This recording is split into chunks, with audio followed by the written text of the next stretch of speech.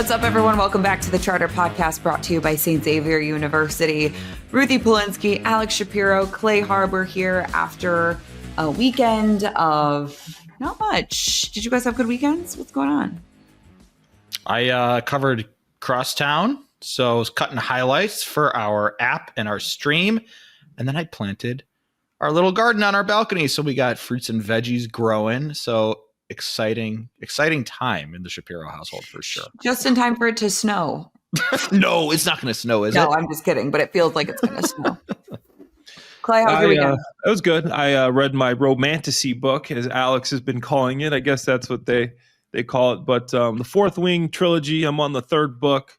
Just finished Iron Flame. Now I'm on Onyx Storm. But honestly, pretty low-key weekend for this guy. Got a little bit of sun, but yeah, ready to get back. Go check out some OTAs tomorrow for our Chicago Bears. I was at Crosstown on Sunday, sporting my White Sox hat.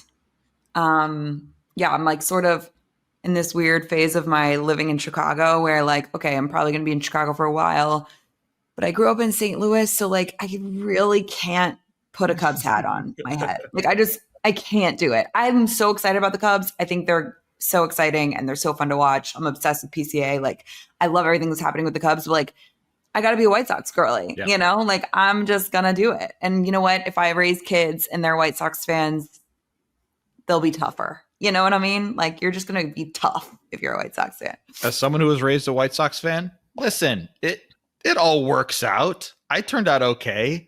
We saw a World Series. The Pope saw a World Series, you know, like it's all good. If you grow up a White Sox, times are tough right now, but it'll get better. It's 100%.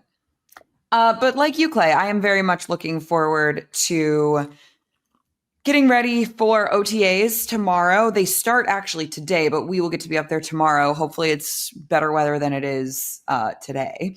We're taping this on Tuesday and it is yucky outside.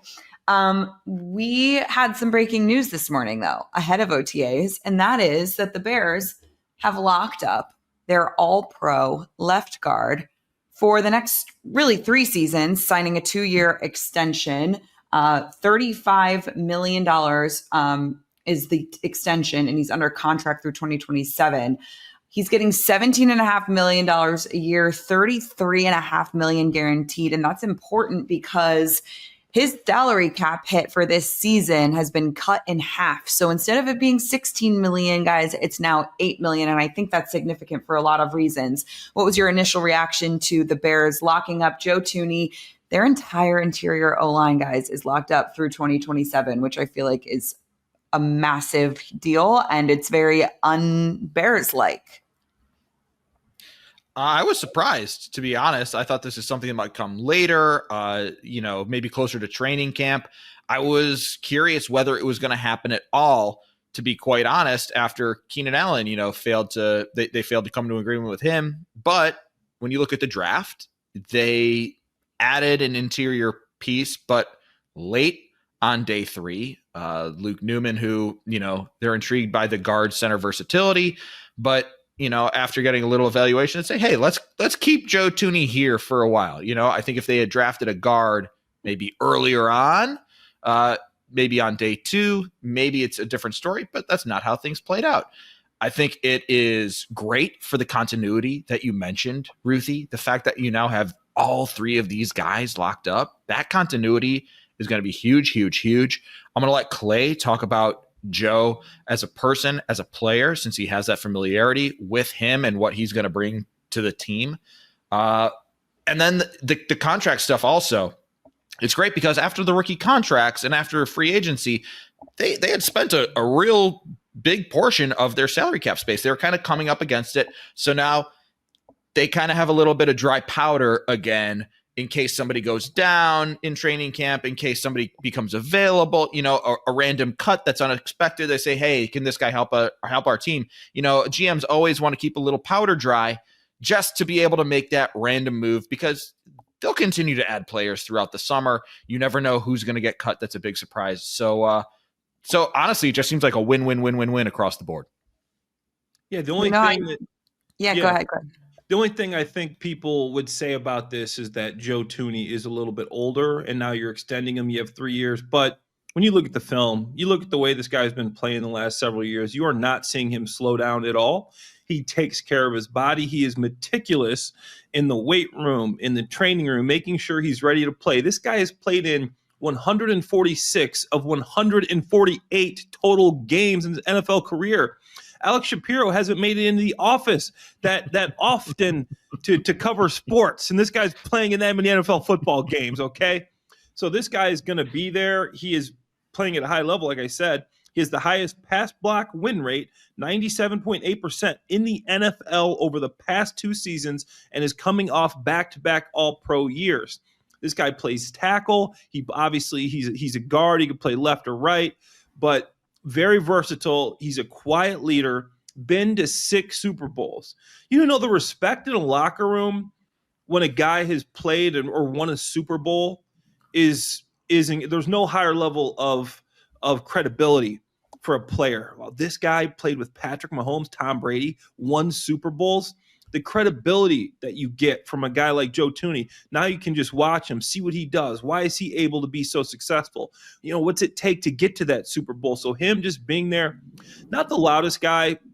I've talked before. Obviously, Joe was my roommate for my short stint in New England. And he's not the loudest guy, boisterous, but just very, very hardworking. A guy's going to put his head down, grind, dependable. I mean, back-to-back Super Bowls as a rookie, as a second-year player, as a third-year player. I think that's the first time it's ever even happened. But I love this deal. You remember last year. I mean, I wrote these guys' names down. The Bears had 5 starters at right and left guard. Tevin, Matt Pryor, Nate Davis, Jake Curhan, and Ryan Bates. You know, now we needed to sign Joe Thuney to an extension. We extended Jonah Jackson. So now we're going to try to get out that mess. Excellent signing. Good leader, solid player that is still showing he has a lot of time left on his clock. So I'm great with this deal.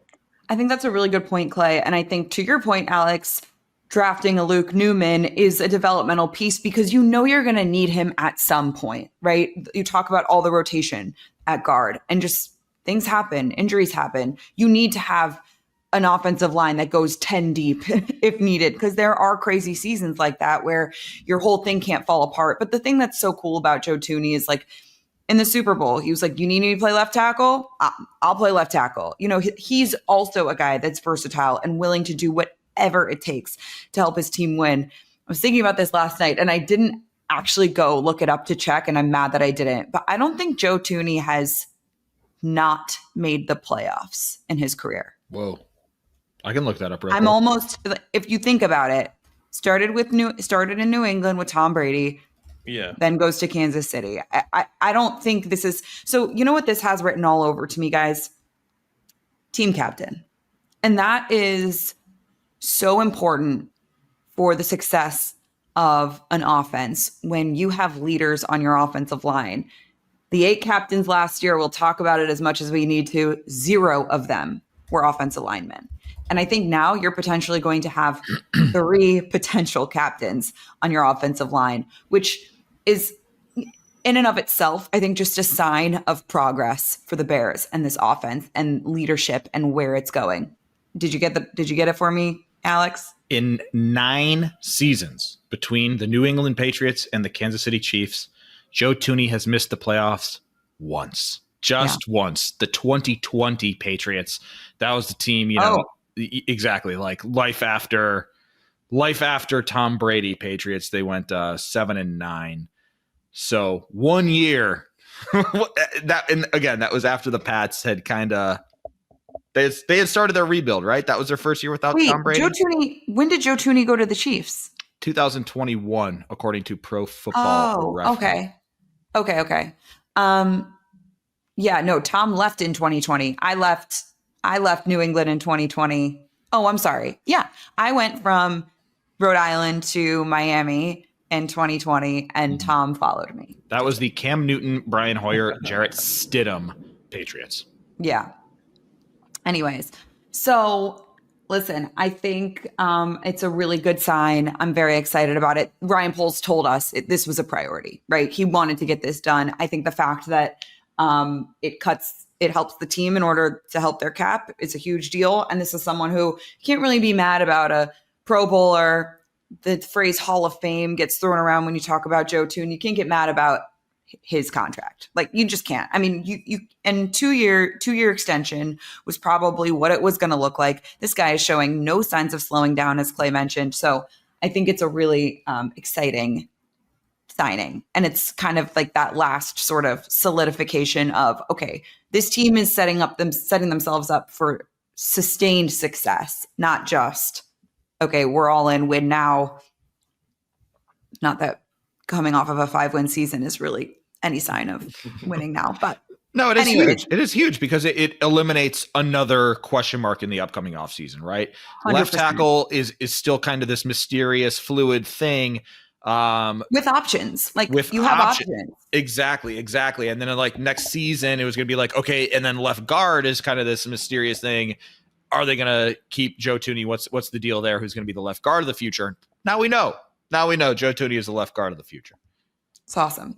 And just going back real quick, because like I remember, Clay, when we were talking about Joe Thuney coming to the Bears, obviously your former roommate, someone I covered, that was someone that you went to in the locker room. Like you said, soft-spoken, doesn't say much, sort of more of a leader by example. But that's someone that you would go to in the locker room because you wanted to hear what he had to say about when things were going right or when things were going well. Last year with the Bears, what offensive lineman did you want to talk to when things were going right or things were going poorly? Like, there not a lot of options. And really, you could say that about the last couple of years. So it's just, to me, signifies progress. That's all it is. Guys, but we are gearing up here for OTAs, couple of OTAs, then mandatory minicamp, one more OTA, and then the Bears will break for the summer. So we are really coming up against this sort of end of the real like off season, which is crazy. I know for people in the building, OTAs is like, okay, here we go. Like, here we go, 2025. We got the rookies, we got the vets, we got the coaching staff, everything's here. Let's see what we can do. So I think tomorrow will be really fascinating if we do get to hear from Caleb Williams, which I think will be our probably headline of the day if we do hear from him because of all of the noise surrounding the quarterback, which I know we haven't talked a ton about on this podcast. So I do want to give you guys an opportunity to sort of give us your sort of takeaways. And I think in order to move this story forward about the 𝗪cie book, expose, whatever you want to call it, what do you want to hear from Caleb Williams tomorrow if he does speak? How can we kind of tie a bow on this and put it to rest and say, Caleb, however you were feeling before you became a Bear, great, but now you are a Bear. You have everything in place to succeed in 2025. How are you moving forward from sort of the drama and the noise surrounding you? Clay, I'll start with you.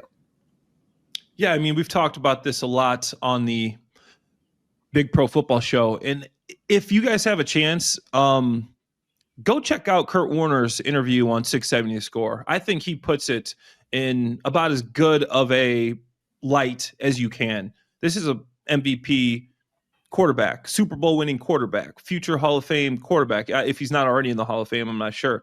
I want to know exactly, in my opinion, obviously, what happened there. You're putting this out there and you obviously know this is probably going to be news. How much did he have, maybe? How much input did he have? Was this mostly like a Carl Williams thing? Was this a Caleb Williams thing? And then obviously we go back to the film thing, listening to Kurt Warner talk. Did you ask for help and then the Bears coaches didn't help you? No, that's unforgivable almost. Or are you you didn't ask, you just didn't know, you were a little embarrassed that you didn't know how to watch the film, maybe something along those lines. So maybe bringing some context to that.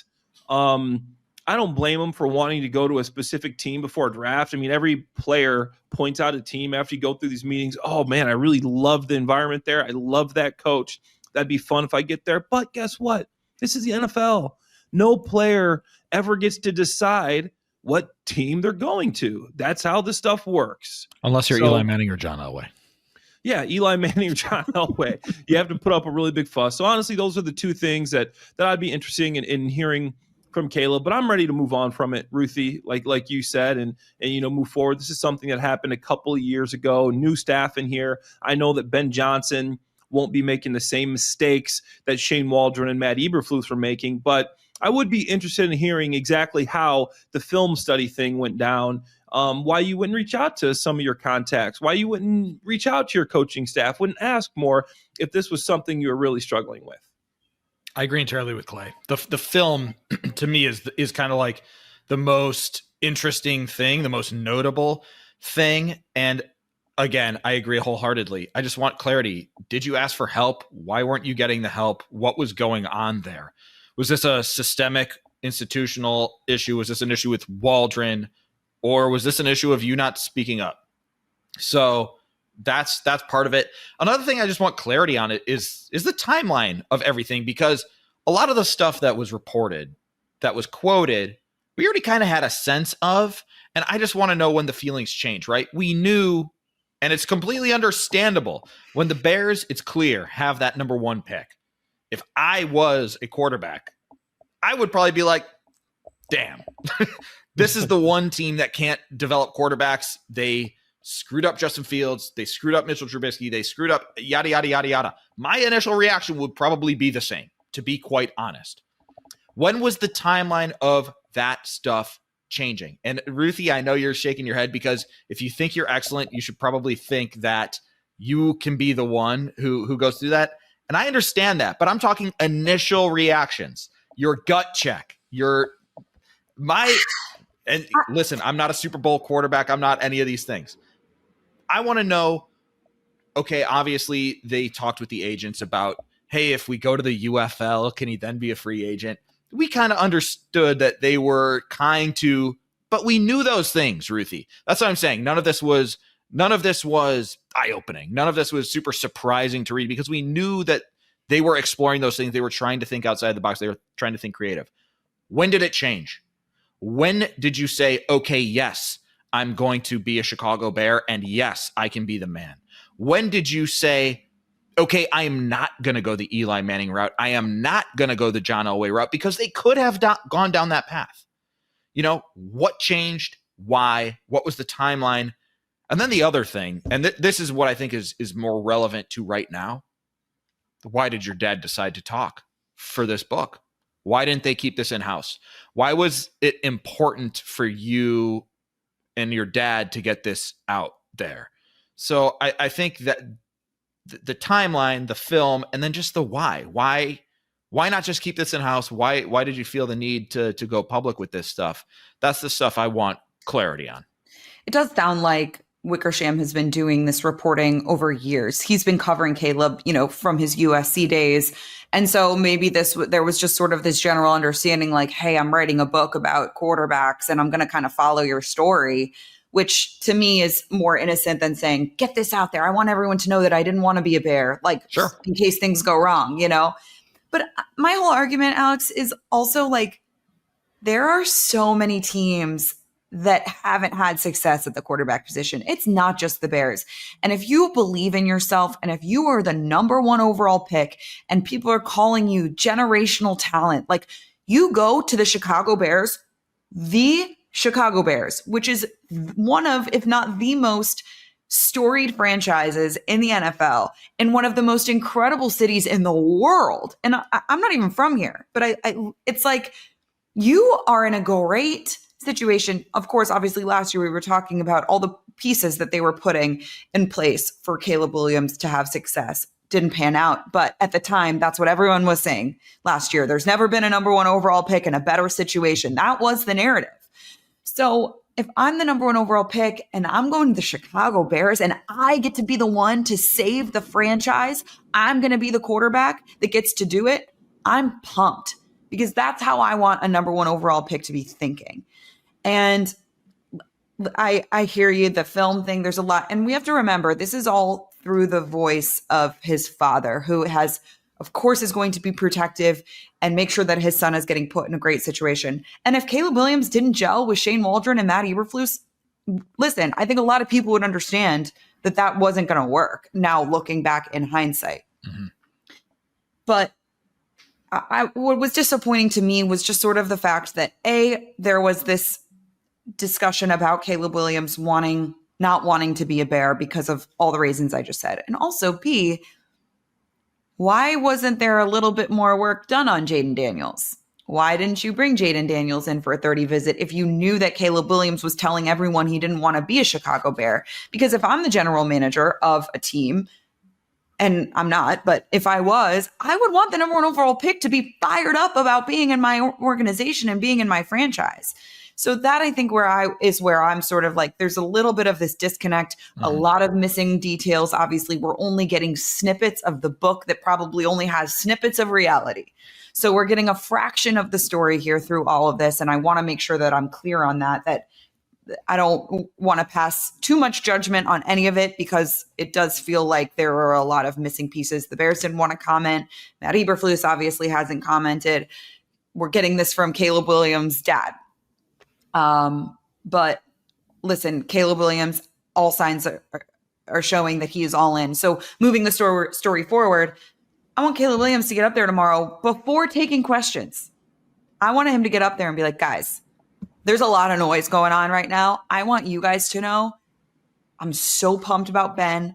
I'm so pumped about this roster. I'm so in love with the city of Chicago. I can't believe that I never wanted to be here. And I am committed and I am excited about bringing a championship to this city. I love that, Ruthie. Yeah. And that's exactly what you want to see. And just you talking about the Ryan Poles thing, it made me think. I went on a bunch of pre-draft visits, and obviously I'm a mid-round tight end type guy, but they put you on the board and make you watch film and decipher what you're looking at. There's a lot of film stuff when you go on these visits. Like, you're in the room for an hour with the position coach and with an offensive coordinator, and they're taking you through the film, and you're on the board, and you're showing them what you know, and what is this? I think it's explained. Clay, we lost you for a second. Oh, sorry. Go ahead. You're talking good about now. getting on the whiteboard and doing places. Yeah. So you go in, you get on the whiteboard, they put the film on, you're looking at coverages, you're showing them what you're seeing, and they want to know your level of comprehension of the tape, of the defense, of what you're looking at. And even as a mid-round tight end, I went through hours of that if you go through all the different visits I went on. So that's interesting as well. And then it's funny. You're talking about like being a Chicago Bear and how exciting that is. I'm scrolling through social media last night, and this Kobe Bryant interview came up, and he was talking about how excited he was for his journey. And he said, each of these situations aren't the same. It's a puzzle that you got to put together. He goes, Mike's puzzle was completely different than Magic's puzzle, was completely different than my puzzle. And it's just figuring out the different pieces and how they go in place to become the best player you can be and to make your team the best team it can be. And I love figuring out how to put together my puzzle. So I think that's the mentality that you want your quarterback to have. And I think Caleb has that. And now that we got Ben Johnson in there, I think that a lot of those pieces will come together regardless. Okay, with that being said, let's turn the page a little bit here to the OTAs that begin today, but we'll be there tomorrow, and we'll get to hear from some of the Bears. Clay, I'll ask you this. Who are OTAs most important for? Is there a position group or someone that stands out to you as, okay, this person or this player or this position group is really going to benefit from this phase? Because like we know linemen can't hit each other. Without pads, not much you can do, right, when you're an offensive or defensive lineman. But are there other groups where you feel like, okay, this is crucial time of the offseason for them? Yeah, I think it's going to be huge for the wide receiver core, just seeing what these guys can do, the different things you can do in Ben Johnson's offense. All right, firstly, it's important for rookies because you want to see what their level of comprehension is. How much can you give these guys and how much can they learn? How quickly can they learn? It's going to be huge for Caleb. Don't forget, you're learning another new offense. You learned a new offense last year. Now you're learning another new offense, new shifts, new formations, new plays, new reads, new everything. You're going back to that again. So first, obviously, Caleb getting comfortable again with another new offense, how to run it, how to make the huddle calls. The cadence is probably going to be different. You got to learn the new cadence, the new snap count, number one. Number two, the most important thing, just because they can actually play football, receiver core, weapons, right? Who's getting open? Who can play from the slot? Can Rome play more slot? Is DJ fit for this new style of offense with Ben Johnson in the slot? You see a lot of targets there in his offense. Obviously, think Amon-Ra St. Brown, Luther Burden. What's he going to be able to do? Can he play outside like he did his freshman year? 85% of the time? Last 2 years, 85% of the time in the slot. How can you use this new weapon that you got? Running backs. How can they catch the football? Are they going to be a threat in the pass game? Kyle Monangai, Roshan Johnson. See a little bit there. Obviously, they can't run the ball. They can't break tackles. They can't do a lot of things that you want to see. Defensive backfield. How are these cornerbacks looking? Is there going to be a competition with Zay Frazier and Tyreek Stevenson? Who's going to show that they can cover in Dennis Allen's new defense? Completely new defense. You're installing new offense, new defense, obviously. Who's able to cover? These are things that you can see like you're playing football. OTAs, for them, all intents and purposes, is real football. And then offensive line. You want to see who can comprehend each different pass protection. Obviously, you got a number of guys there in the middle that you are confident can learn a new offense, know what they're doing. Left tackle is 𝗦cie. We've heard over and over again how smart he is as a learning a playbook, learning a system. Is he going to be able to learn a new system this quick in the NFL style? You'll be able to see if he can get out of his sets and how he's doing on that left side. So there's a number of things that you can look at there. But for me, the only real position group that can play real actual football is the weapons in the receiving group. And obviously Colson won't be there, won't be playing. But Cole's going to have the opportunity to see if he can run in the slot, if he can run outside. Ben's going to see exactly what Cole Kmet can do in the receiving game. There's one position group you mentioned that you missed, Clay. And I want to know, Alex, you might be reading my mind. Caleb Williams, the quarterback. New playbook, new system. The ball doesn't get snapped until Caleb Williams gets the play call out to his teammates in the huddle, gets the cadence going. We know the cadence was an issue last year. How important is it for Caleb Williams this time of year? Huge. Ben Johnson talks about building this thing from the ground up and ripping it down to the studs. You know what the studs are? The studs is the snap count. The studs are the motions, the shifts. You got a guy that likes to motion to shift to get the advantages that he likes. So that's important. Can Caleb learn this new system and quickly and really command this offense? Absolutely. I think the quarterback position is the number one position there. And then how is Drew Dahlman and Caleb going to work together as far as protections? Who's making the mic call? Who's switching the mic if you see a blitz?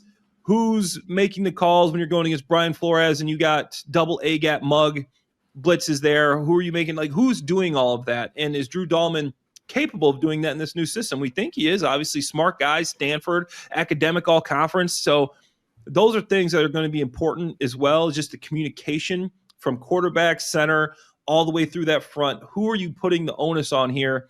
And, that's something I'm really interested to see. I'll take it one step back. Take it a step back. How's Caleb Williams look under center? This guy has worked primarily in shotgun in his rookie season and at USC and at Oklahoma, right? Looking back, whole defense in front of you. You're not turning your back on the defense. You're catching the ball right in front of you. That ain't so easy all of a sudden. Now, getting the snap under center, turning your back to the defense when you're handing the ball off, turning your back to the defense when you're doing play action. And we know that's really important in Ben Johnson's offense. Ben Johnson, part of what made Jared Goff so successful and so good for the Lions was that he was really good at play action. He could turn his back to the defense, turn around, read it really quickly, know where his throw is, right? That's not so easy to do. I believe we've seen the images on social media. This is going to be our first time really, I think, getting a look at Caleb Williams taking that snap under center, turning his back to the defense and making a throw. So, there's a whole lot for Caleb Williams. Another position group we didn't talk about, the linebackers. Are we going to see these guys interchange? Are we going to see TJ Edwards play a little Mike and Tremaine Edmonds play a little Will? What does that look like? Or is Edwards going to kind of stay at the Will, and is Tremaine going to stay at the Mike? So obviously, the quarterback stuff. Should I just rattle off more things? Yeah. Okay. You mentioned left tackle a little bit with 𝗦cie𝗰𝗶𝗟, right? He worked in that left tackle stance the entire time. Will he get any work in that right tackle stance? Are we going to see Darnell Wright do any left tackle stuff? That's something that they kind of hinted that maybe they wanted to see. Yeah, Ruthie? How does 𝗵𝗁 look? How does 𝗵𝗁 look at left tackle? at left tackle?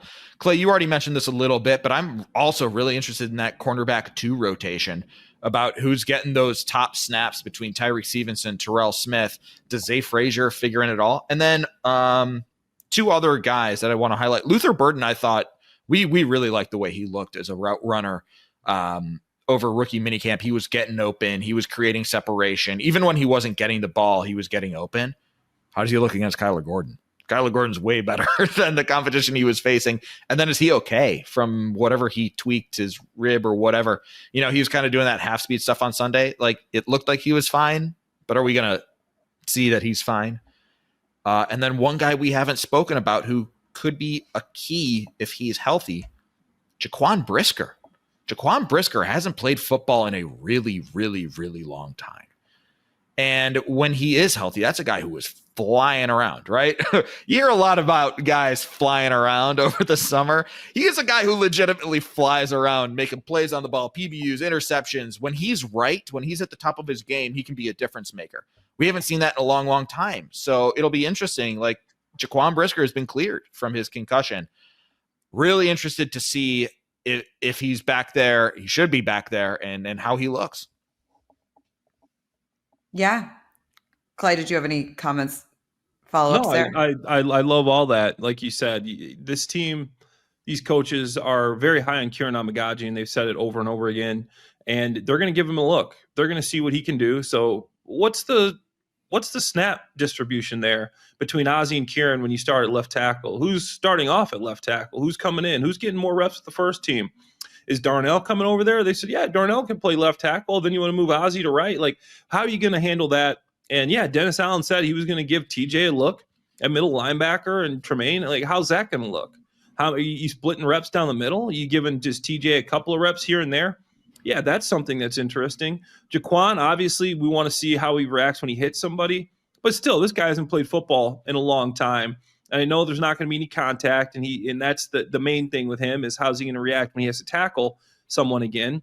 But it's been a long time since he played football. How's he looking? How's your depth at safety looking when these guys are covering? Do you feel comfortable if Jaquan isn't able to go with the guys you have backing him up? And I know you have some guys that have gotten a lot of snaps there, but do you feel comfortable with this new Dennis Allen defense there? Running back, how are you going to break up the snaps there? Are we going to see that dual running back system like we did with Montgomery and Gibbs, the different styles there with Roschon and Swift? How many snaps are you giving Kyle Monunga? Is he going to get some first team reps? So it's going to be interesting to see how they allot a lot of these snaps. And then obviously who's going to learn the playbook? Everybody's on equal footing. And this is something Ruthie has alluded to before. A rookie coming in to a new system does have a bit of an advantage of winning a spot. Because guess what? Everybody's learning the offense, not just the rookie. Everybody's on that same page. You got a chance of the rookie, you could actually know this system better than a vet. Because most times, you're not coming into a completely new system. I mean, obviously, there's 5 or 6 new coaching vacancies each year. But most of the time, you're coming into a system that these guys know. So that's something that's going to be interesting. Who can learn this offense? Different type of offense. So that's also something to look at as a player going through that before is you got to learn this offense. And that's the main thing with a new system is you got to become comfortable with it by the time OTAs is over and you get to training camp. You want it to be second nature. No, it's great stuff. What do you guys, we don't know who we're going to hear from tomorrow yet, but if we do hear from Cole Kmet, what do you want to hear from him? All the ways in which he's helping Colston Loveland, all the ways in which he's excited about this Ben Johnson offense and 12 personnel. And, oh, I'm so excited to get out in the slot. I'm so excited to do this inline leak stuff. I guess those things, your role in Ben Johnson offense, your role alongside Colson Loveland, and how are you mentoring this guy? How are you bringing him along so that, tight end other than quarterback is probably, from what we've heard, and Clay can speak to this better than I can since he's done it, but from everything we hear, tight end is like the second hardest position to learn in the NFL as a rookie. How are you helping Colson Loveland make that transition? Yeah, that's important. And the reason it's so difficult and to explain this to people is just because if you're a lineman, you got to worry about the run blocking and the pass blocking. If you're a receiver, you're going to do some blocking, but honestly, most of the time you're blocking the man over you or the fourth player, which is safety or corner, whoever has that force, that alley defender there. Tight end, you have to know the pass pro, you have to know the run blocking, but then you also have to know the full route tree. And then you got to know all the shifts, the motions, because you are usually one of the guys that are motioning the most. You're shifting the most. When you move a tight end, you're shifting the strength of an offense. So now that's what does the defense in the most. Okay, now the tight end's on this side. Now they got to completely flip, or how are they going to handle that? So if you want to put pressure on a defense, tight end's a tough position to learn, and especially if you're that number 2 tight end, because you're going to be in the slot, you're going to be outside, you're going to be in the backfield. There's just a number of ways you have to do that. So Colson Loveland, you might not see reps. You might think it's going to be that important for him.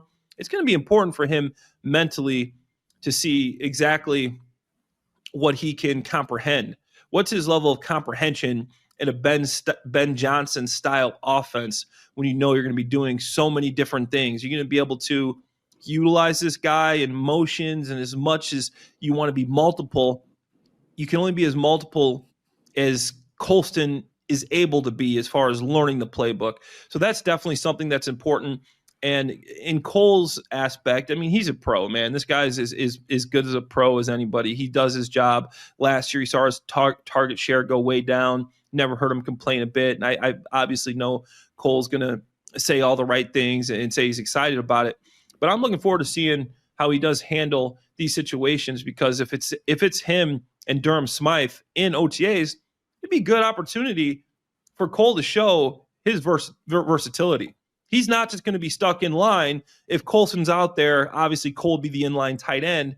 Colson's out there doing all the other stuff. You're not going to change your playbook that much just because Colson's out. You're going to run a lot of the same things. So I think that'll give Cole an opportunity to show what he can do and to really show Ben how multiple he can be with this offense. Can you come out in 12 personnel, have Cole split out in the slot or even outside? So it's a big OTAs for Cole just to show if he can get open outside in the slot and if he knows how to do all those things. And my bet is he does. Cole, Clay, you talked about Clay, Cole, Caleb. There's too many C's. Okay. Clay, you talked about, as a player, watching the draft to see if your team would draft your position.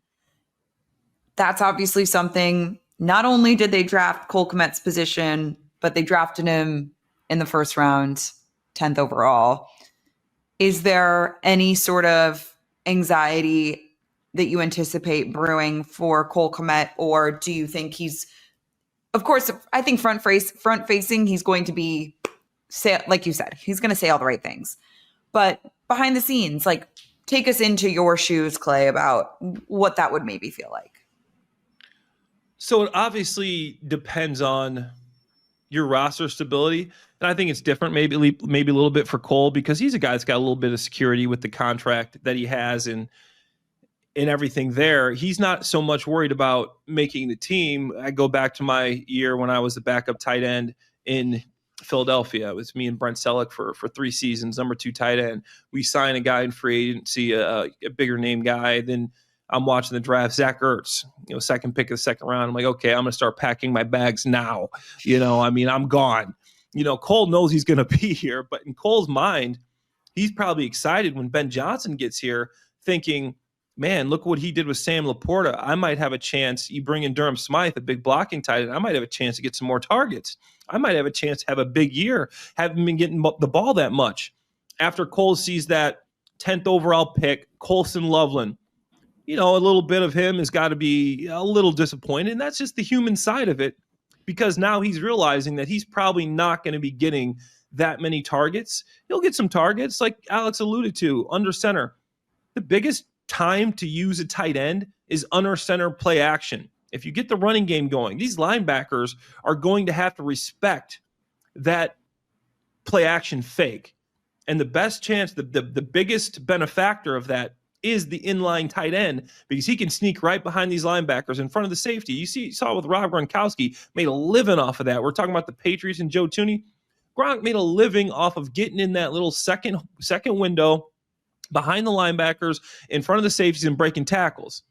So Cole will have an opportunity to make plays. I'm not saying that, but instead of him being a 𝗦𝗶𝗶𝗹 type guy, which I think he believes he can be, that's when the Bears drafted him in the second round. They thought he could be a big-time guy. He's made some plays. He's caught a lot of balls in this league, scored some touchdowns.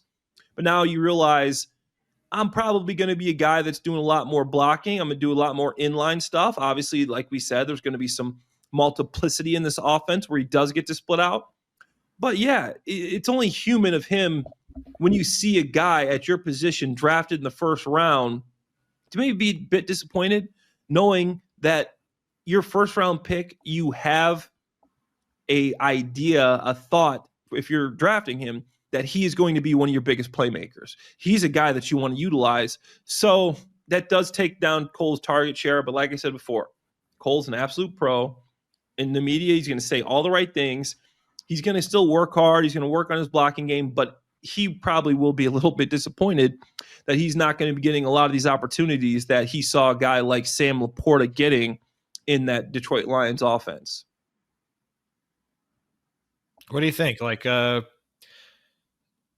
many targets do you think? He had something like 45 last year and 70 the year before. Wow, it was really cool. 47 or 55 targets last year, 90 the year before. I was thinking of his catches. So do you think split the difference? Maybe he gets 65, 70. Colson Loveland gets something similar. I mean, how do you think this target distribution actually works out? If you look at Ben Johnson's offense in the past, the second tight end, the Brock Wright, you don't get many targets. People are talking about the Bears having trouble with their second tight end getting any sort of production out of that position. The Lions with Ben Johnson are probably even worse at that. I haven't looked up the exact numbers, but in previous teams with Ben Johnson, that second tight end doesn't get much love, doesn't get many targets. And obviously, Ben's smart enough to know exactly who he has on his team, and he's going to play to the strength of his roster. He's going to see what Cole can do in OTAs, what he's able to do. Can we get this guy involved more? So I don't think it's strictly based off what he's done in the past, but I don't think he's going to change 100% of the things he likes to do.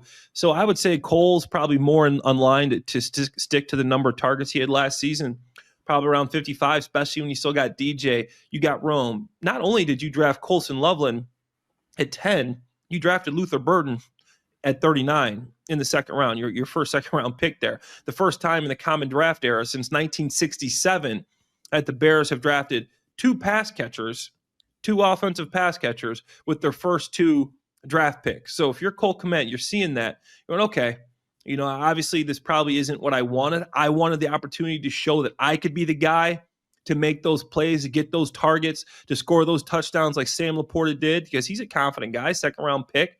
But I think for him, he's going to have to get used to maybe a year of like 400 yards, 29 catches, kind of playing in the back seat to all these other weapons. Let's not forget that last offseason we were having similar conversations about how are all these weapons going to get the ball, and then they won 5 games. So race to 1,000, Ruthie. It's a race to 1,000. Guess who won that race? Nobody. Yeah. No one. I'm won gonna that St. race. Brown. Ben Johnson won that race. Ben Johnson won that race because now he's the head coach.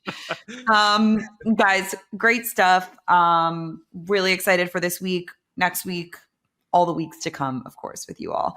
But we will be back on the Big Pro Football Show Wednesday and Friday this week, and we'll be back here with another episode later this week to recap everything that we saw at OTA's day 1 of availability. But even though really today is actually day one, but it'll be great stuff. So Clay Harbor, Alex Shapiro, great stuff as always, fellas. I'm Ruthie 𝗶𝗀, and this is the Charter Podcast brought to you by St. Xavier University. We will see you next time.